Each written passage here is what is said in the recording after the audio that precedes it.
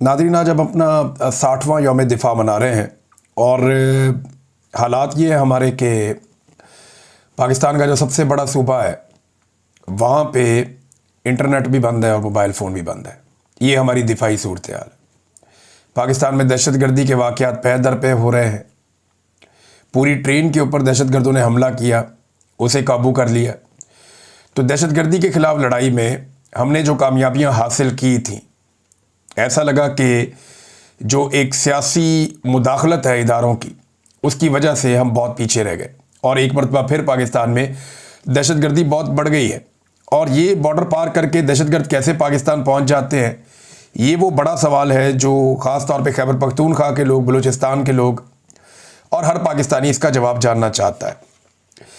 आज हम जो दिन मना रहे हैं ना, इसमें कुछ लोगों का बड़ा इंपॉर्टेंट रोल था और उनमें एक किरदार था एयर कोमोडोर सज्जाद हैदर साहब का, जो हाल ही में इंतकाल फरमा गए। एयर कोमोडोर सज्जाद हैदर, इन्होंने बड़े कारनामे किए थे, शानदार शख्सियत के मालिक थे और इनके जो कारनामे हैं उनको हम सेलिब्रेट करते हैं। गुज़िश्ता 60 साल से हम ये सेलिब्रेशंस करते आए। लेकिन इसी एयर कोमोडोर के साथ क्या किया गया इस्लामाबाद में, हम सारे अच्छी तरह जानते हैं कि चंद पुलिस वालों ने इनके साथ कितनी ज़्यादती की। इनको सड़क के ऊपर रुसवा किया गया। वो बताते रहे कि मैं एयर कोमोडोर सज्जाद हैदर हूँ, लेकिन इन्हें फ़र्क ही कोई नहीं पड़ा। पुलिस ने बहुत बदतमीज़ी की और वैसे भी पुलिस बदतमीज़ी करती है जब उन्हें यह पता हो कि मिलिट्री एस्टेब्लिशमेंट का उनके सर पे हाथ है और उन्हें खुली छूट है, जिसको मर्जी मारें, जिसको मर्जी धकेलें, जिसको मर्जी गाली दें। फिर वो ज़रा वो खुल के आ जाते हैं ना। तो ये जब एक पॉलिटिकल पार्टी को आप एक दुश्मन की तरह डील करते हैं तो उस पॉलिटिकल पार्टी के अंदर तो कोई भी हो सकता है।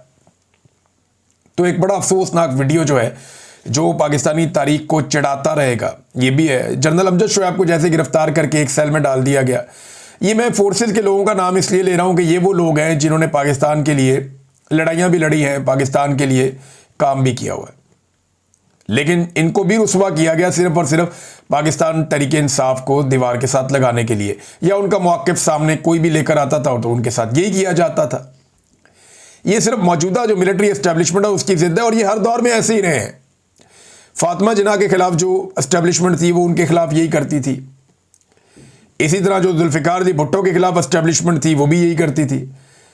जो ज़ियाउल हक था वो ऐसा चौड़ा होकर बैठता था, मूँछों को ताऊ दे के वो कहता था ये उड़ा दो सारी, चक्कर ही कोई नहीं है, अदालतें आज़ाद हैं, ये भुट्टो को ये कर देंगे। और किया इन्होंने अपने अपने दौर में, जो याह्या खान ने किया, जो अयूब खान ने किया, जो परवेज़ मुशर्रफ ने किया पाकिस्तान में सियासतदानों के साथ, सबने देखा। परवेज़ मुशर्रफ ने नवाज शरीफ को भी जेल में डाला, इमरान खान को भी जेल में डाला। और ये बहुत सारी जमातें जो आजकल जमहूरियत की चैम्पियन बनी हुई हैं, ये परवेज़ मुशर्रफ के भी साथ मिल गए थे लोग और अब मुख्तलिफ पॉलिटिकल पार्टीज़ के अंदर आके अपना अपना काम कर रहे हैं। नाज़रीन, ये यौम दिफा के मौके पर एक और ख़बर है। अमरीकी तैयारे आए हैं, अमरीकी फ़ौजी भी आए हैं, वो इमदाद लेकर पहुँचे हैं पाकिस्तान। अच्छी बात है, अमेरिका जो है US एड के ज़रिए मदद करता रहता है पाकिस्तान की।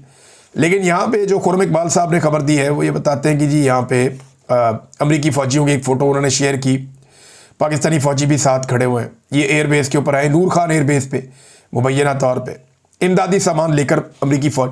ये जो फ़ौज टू फ़ौज कॉन्टैक्ट होता है ना, जब इस लेवल पे जाते हैं, गवर्नमेंट टू गवर्नमेंट तो कॉन्टैक्ट होता है, मिलिट्री टू मिलिट्री भी होता है। तो हुकूमतें करती हैं ये इमदादी पैकेजेस और ये सारी चीज़ें। मैंने ये माजी में पाकिस्तान की तारीख इस बात की गवाह है, जब भी कभी अमरीकी मिलिट्री एस्टेब्लिशमेंट और पाकिस्तानी मिलिट्री एस्टेब्लिशमेंट करीब आई है तो पाकिस्तान को उसके फ़ायदे से ज़्यादा नुकसान हुआ है। माजी में हम ये देखते रहे। देखिए ना, पाकिस्तान के बहुत सारे ऐसे हवाई अड्डे हैं जहाँ पे अमेरिका ने अपने अड्डे बनाए हुए थे और वहाँ से वो ड्रोन अटैक्स करते थे, पाकिस्तान के अंदर भी, अफगानिस्तान में भी अपने ऑपरेशंस करते थे। परवेज़ मुशर्रफ के दौर के अंदर किस तरह अड्डे दिए गए अमेरिका को, ये सारा कुछ हमें याद है, हम अच्छी तरह जानते हैं। तो जब भी ये कुर्बतें बढ़ती हैं तो इसका अंजाम एंड ऑफ द डे पाकिस्तानियों के लिए अभी तक तो कोई अच्छा नहीं रहा। इमदाद देना, ये सारी चीज़ें करना, ये एक अच्छा जेस्चर हो सकता है, लेकिन इन कुर्बतों का अंजाम माजी में पाकिस्तान के लिए कोई अच्छा नहीं रहा।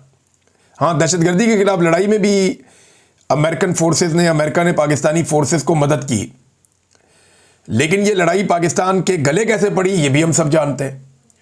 लिहाजा ये जो तस्वीर है, इसके देखने के बाद मेरे जो दिल और दिमाग में पहली बात आई वो यही थी कि या अल्लाह खैर, कि अल्लाह ताला खैर ही करे कि अब पता नहीं अमेरिका को पाकिस्तान से क्या काम पड़ गया है, या पाकिस्तान ने अमेरिका के साथ मिलकर अब क्या काम करने का फैसला कर लिया है। एक तरफ ये इमदाद आ रही है, मैं साथ जो मुतासरीन है उनकी बात करूँगी। सतलुज के अंदर नादरीन अभी भी ऊंचे दर्जे का सैलाब है, पानी का रैला भारत से दाखिल हो रहा है और बहुत तेज़ी से पानी पाकिस्तान में आ रहा है। जो मुजफ्फरगढ़ का इलाका है और उसकी सराउंडिंग में बहुत सारे एरियाज़ हैं, यहाँ पे बहुत तबाही हुई है। कसूर से लेके मुल्तान तक, मुजफ्फरगढ़ तक, यहाँ पे सतलुज ने तबाही फेरी है। और जिस जगह पे जाके ये दरिया आपस में इकट्ठे होते हैं उन एरियाज़ में भी फ्लड की सिचुएशन बड़ी ख़तरनाक है। हुकूमती इमदाद जो है वो ना होने के बराबर है। तो जो प्राइवेट लोग हैं वो मदद कर रहे हैं, आहिस्ता आहिस्ता लोग सामने आ रहे हैं। हुकूमत को भी इस बात की समझ आ गई है कि वो अकेले कुछ नहीं कर पाएंगे, लिहाजा लोगों को साथ मिलाना पड़ेगा। लेकिन एक तरफ देखें, लोग अपने चारे के लिए परेशान है, जानवरों के लिए परेशान है। सबसे बड़ा मसला उनके लिए बना हुआ है कि उनको उनके जानवरों के लिए चारा में असर नहीं है। चारा जो है वो रोज़ का रोज़ काटते हैं और जानवरों को डालते हैं। ये जो 3 दरिया है ना आपके, चनाब, सतलुज, रावी, इसके किनारे आपकी भैंसें बहुत बड़ी तादाद में है। यहाँ पे मवेशी बहुत बड़ी तादाद में लोगों ने रखे हो, गवाला जिसे आप कहते हैं। दूध की प्रोडक्शन यहाँ बहुत होती है, तो ये दूध की प्रोडक्शन बहुत बड़े पैमाने पर मुतासर हो सकती है। अब जानवरों को जिंदा रखना ज़रूरी है। जिंदा रखने के लिए उनको आप अगर 1/3 खाना भी देंगे तो वो जिंदा रह पाएंगे। उन्हें पीने का साफ पानी मिल जाए, उन्हें चारा मिल जाए तो जानवर अपना टाइम निकाल लेंगे। अद्वियात मौजूद होनी चाहिए हर वक्त जो वेटनरी की हैं, जो जानवरों को दी जा सकती हैं। जो वेटनरी डॉक्टर्स हैं उनको भिजवाना पड़ेगा इन सारे देहात में। ये सारा काम अब पाकिस्तान को ये जिम्मेदारी लेनी पड़ेगी, हम सबको लेनी पड़ेगी।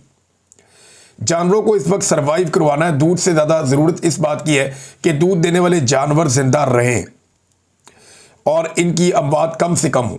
अब एक तरफ लोग ये एहतजाज कर रहे हैं, यहाँ पे चनियोट में जो सैलाब से मुतासरा गांव के दर्जनों जो गांव हैं उनके लोग जो बेघर हुए हैं, ये लोग निकले और उन्होंने पिंडी भट्टियाँ हाईवे को ब्लॉक कर दिया। ये एहतजाज कर रहे हैं जनाब कि इन्हें खाना नहीं मिल रहा, टेंट नहीं मिल रहे, जानवरों के लिए चारा नहीं दिया जा रहा। ये सारी बातें वो बेचारे कर रहे थे। अच्छा, एक तरफ तो ये सूरत हाल चल रही है, दूसरी तरफ क्या चल रहा है, पूरा मुल्क सदमे में है। सैलाब की वजह से लोग परेशान हैं, मगर सेनेटर जिनके बेशतर जो अरबपति लोग हैं, ये जो सेनेटर्स हैं ये 100 के करीब होते हैं पाकिस्तान में। ये अरबोपति लोग होते हैं नॉर्मली, बहुत कम लोग हैं जो बहुत पैसे वाले नहीं हैं। इन्हें परेशानी ये लाक है कि अरकान पार्लियामेंट की अरबों मालियत की मजीद 104 लॉजेस की तामीर कब मुकम्मल होगी। अब ये डॉन ने खबर दी है, डॉन की खबर के मुताबिक ये 104 नए लॉजेस की तामीर का ठेका 717 करोड़ रुपए में दिया गया है और ये इजलास हुआ बाकायदा, और इसके अंदर तज़ीन व आराइश और ये चीज़ें ज़ेर बहस आई। और पाकिस्तान डूब रहा है। यहाँ पे जो इजलास हो रहा है सेनेट के हवाले से, उसमें तय किया जा रहा है कितना पैसा देना है इनके घर बनाने के लिए। 104 लॉजेस बनेंगे, 717 करोड़ रुपया लगेगा। 717 करोड़, 104 लॉजेस, यानी 4 करोड़ रुपया कम से कम एक के ऊपर ये लगाने जा रहे हैं। और जब आप इकट्ठे बनाते हैं ना तो पैसा बहुत कम लगता है। इसके बाद तज़ीन व आराइश भी होनी है। अभी तो ये बनने हैं ना, उसके बाद इसकी तज़ीन व आराइश होगी, सजाया जाएगा। अंदर जो इसके सामान जाना है उसकी कीमत अलग है। ये हमारी प्रायोरिटीज़ हैं नाज़रीन पाकिस्तान में। और जो सैलाब मुतासरीन है उनके बारे में हमारी प्रायोरिटी क्या है, ये खबर देखें आप। ये पूरे मीडिया के ऊपर इस वक्त गर्दिश कर रही है। खबर ये है कि जी सैलाब मुतासरीन को इजाफी बिल भिजवा दिए गए। इमदाद उनको पहुंची नहीं, बिल उन्हें पहुंच गए। 1.5 लाख 2-2 लाख का बिल आ गया छोटे छोटे घरों का और डेरों का, जहां पे ये सैलाब मुतासरीन रहते हैं। वो कहते हैं जी हमने तो बिजलियां इस्तेमाल भी नहीं की इतनी, हमारे तो एसी भी नहीं लगे हुए, गरीब लोग हैं हम। 1.5 से 2 लाख रुपया, 2.25 लाख रुपया ये बिल भेज दिया सैलाब मुतासरीन को। शर्म भी नहीं आई इनको बिल भेजते हुए। वो बिल इकट्ठे करके बेचारे वो दिखा रहे हैं सैलाब मुतासरीन कि भाई हम तो इधर पड़े हुए हैं पिछले 15 दिन से, हम तो अपने घरों में भी नहीं जा पा रहे, हमारे हालात बहुत बुरे हैं और हम तो इतनी बिजली इस्तेमाल भी नहीं करते, ये इतना बिल हमें क्यों भेज दिया है। तो ये वो कारनामा है जो नवाज शरीफ ने और शहबाज शरीफ ने और जरदारी ने और उनकी पार्टी ने मिलकर किया था। IPPs वाला मुशर्रफ ने भी इसमें हिस्सा डाला था कि इन्होंने ऐसे मंसूबे लगा दिए कि आप बिजली इस्तेमाल करें या ना करें, आपको बिजली का बिल देना ही पड़ेगा। आप बिजली इस्तेमाल करें 1 यूनिट, आपको बिल देना पड़ेगा कम से कम 3 यूनिट का। ये पाकिस्तान के साथ इन्होंने एहसान किया और इसमें जो सबसे बड़ा हिस्सा है वो शरीफ खानदान का है और इस खानदान को मुसल्लत किया मौजूदा मिलिट्री एस्टेब्लिशमेंट ने। अब वो रोजाना की बुनियाद पे मिलिट्री एस्टेब्लिशमेंट इस खानदान को मुसल्लत करने के बाद ये साबित करने पर तुली है कि वो पाकिस्तान के बहुत वफादार हैं और पाकिस्तान को सही सीमत में लेकर जाना चाहते हैं। मिसाल के तौर पे इधर आप गवर्नर जो है सिंध के, इनका स्टेटमेंट सुने। ये नाच गाना भी बहुत अच्छा करते हैं, ये वक्त आए तो डांस भी कर लेते हैं, वक्त आए तो ये मिंबर पे बैठ के खुतबा भी दे देते हैं, वक्त आए तो ये मोटरसाइकिलों पे भी निकल जाते हैं, वक्त आए तो ये वाघा पे जाके भी परेड कर देते हैं। ये कुछ भी कर सकता है बंदा। कमाल बहरूपिया जो है वो ढूंढा है पाकिस्तान की मिलिट्री एस्टेब्लिशमेंट ने। अब ये उनके लिए स्टेटमेंट क्या दे रहे हैं, जरा ये सुने आप। आर्मी चीफ है, इसके दिल में कुरान शरीफ है, हाफिज कुरान के दिल में कुरान होता है। आज उन्होंने कुरान और सुन्नत के मुताबिक ये तहिया कर लिया है कि मैं अपनी कौम के लिए और उसकी मईशत की बेहतरी के लिए अपना हर मुमकिन किरदार अदा करूंगा। चलिए, ये तो बहुत अच्छी बात है कि अपना किरदार अदा करूंगा, लेकिन किस कैपेसिटी में, सवाल ये है। देखिए ना, कुरान और सुन्नत तो बड़ा वाज़ेह है। आप जो हलफ लेते हैं आपको उसकी खिलाफ वर्जी नहीं करनी होती। अल्लाह ताला कहता है कि वो मत कहो जो तुम कर नहीं सकते। साफ कहता है अल्लाह ताला कुरान पाक में कि वो बात तुम क्यों करते हो जो तुम नहीं कर सकते। यानी जो आपको कॉल ऑफ फेल में आपके तजाद नहीं होना चाहिए। आपने हलफ लिया, हलफ आपने लिया अल्लाह को हाजिर नादिर जानकर कि मैं अपने हलफ की पासदारी करूंगा और मैं ये चीज़ों में हिस्सा नहीं लूंगा। तो मईशत में किरदार क्या है उनका? उनका तो रोल ही नहीं है। और कुरान पाक मना करता है कि जो आपने कहा, जो आपने हलफ ले लिया, उसकी खिलाफ वर्जी आप नहीं करेंगे। तो ये तो हलफ की खिलाफ वर्जी हो गई कि वो मुल्क के दीगर मामलात के अंदर अपना रोल प्ले कर रहे हैं।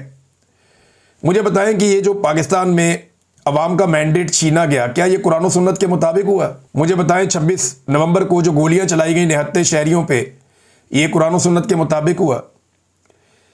क्या पाकिस्तान में जो चादर और चार दीवारी का तकद्दुस लगातार पामाल किया जा रहा है, औरतों को सड़कों पे घसीटा जा रहा है, छोटे बच्चों को गिरफ्तार किया जा रहा है, पार्लियामेंट पे अटैक किया जाता है, पार्लियामेंटेरियंस के बच्चे अगवा कर लिए जाते हैं, बहुएं अगवा कर ली जाती हैं कानून साजी के लिए, क्या ये कुरान और सुन्नत के मुताबिक हो रहा है? पाकिस्तान में इंसानों को जबरी तौर पे लापता किया जा रहा है, किसी काजी के सामने उन्हें पेश नहीं किया जाता। क्या ये कुरान और सुन्नत के मुताबिक हो रहा है? यहाँ पे शायरों को, सहाफ़ियों को, वकला को, सिविल सोसाइटी को, सियासतदानों को, सियासी वर्कर्स को जबरी तौर पे लापता किया जाता है। क्या ये कुरान और सुन्नत के मुताबिक है? क्या कुरान और सुन्नत आपको इस बात की इजाज़त देता है कि आप चीनी एक्सपोर्ट कर लें ताकि माफिया पैसा कमा ले, और फिर आप वही चीनी इंपोर्ट कर लें ताकि माफिया दोबारा पैसा कमा ले और आवाम की पीठ में छुरा घोंप दे और उनकी जेबों पे डाका डाल दे? क्या कुरान और सुन्नत इस बात की इजाज़त देता है कि 2 माह पहले किसान से, गरीब किसान से जो गंदुम 2000 रुपए में खरीदी थी, आज वो 4000 रुपए की बेची जाए 2 महीने के अंदर, और सरमायादार अपना पैसा डबल करके गरीब आदमी को नचोड़ के रख दे? क्या इसकी इजाज़त देता है? बहुत सारे और सवालात मैं उठा सकता हूं। कौम को मामू ना बनाए, बेवकूफ़ ना समझें कौम को। कौम सब कुछ देख रही है, उन्हें पता है।